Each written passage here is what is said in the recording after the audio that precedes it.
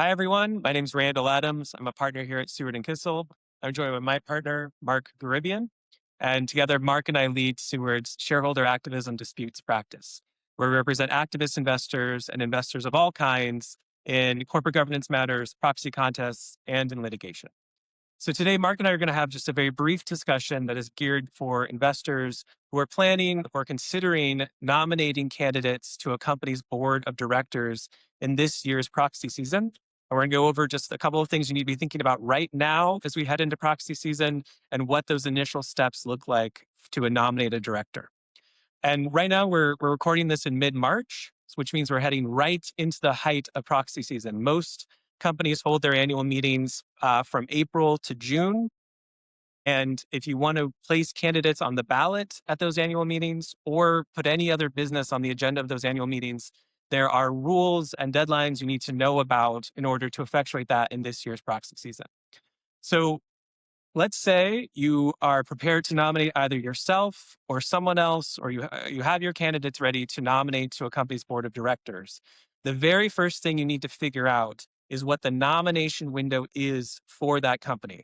The nomination window is the period of time during which you are permitted to submit the nominations. It is very difficult to ever have that window opened up again.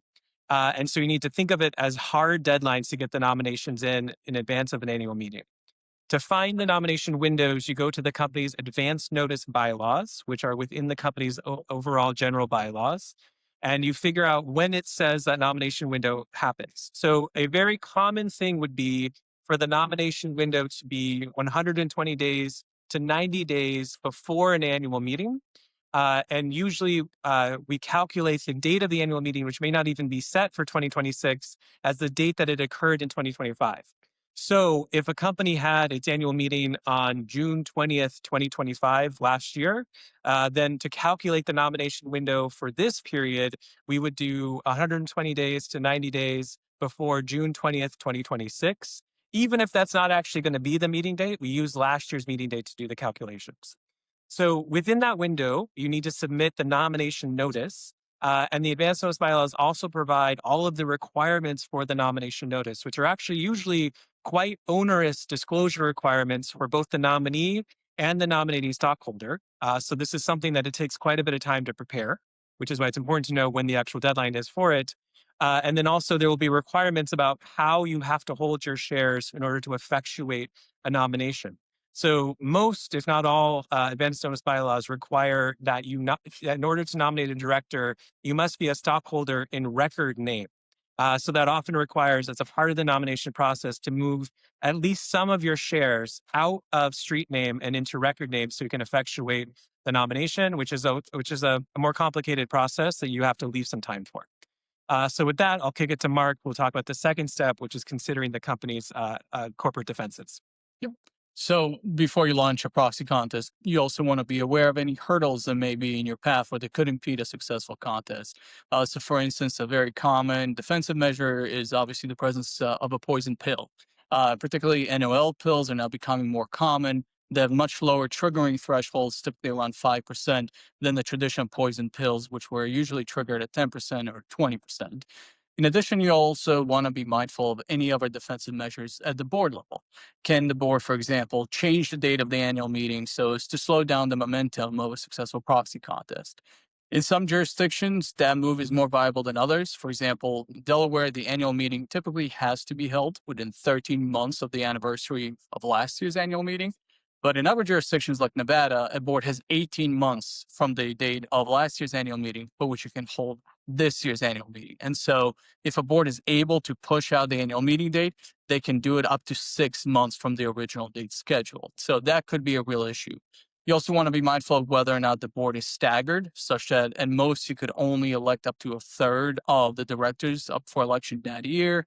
You also want to be mindful of whether the board can unilaterally increase its own size and appoint directors to newly create vacancies. This could be another impediment in your path. And finally, depending on the jurisdiction, you also want to be mindful of any unique takeover provisions or rather protective takeover provisions that are unique to that jurisdiction. So for instance, Nevada has anti-business combination provisions that are triggered when a stockholder crosses 10%. as well as certain provisions that impede your ability to vote shares if you hit the 20% mark.